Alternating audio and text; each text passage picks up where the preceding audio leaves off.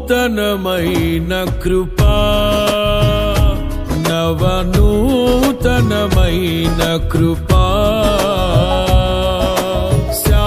శాశ్వతమైన కృపా బహు ఉన్నతమైన కృపా నిరంతరం నాపై చూపినా నిత్య తేజుడా యేసయ్యా నీ వాత్సల్యమే నాపై చూపిల్చిన నీ ప్రేమను వివరించనా నన్ను నీ కోసమే ఇలా బ్రతికిల్చిన జీవాధిపతి నీవయ్యా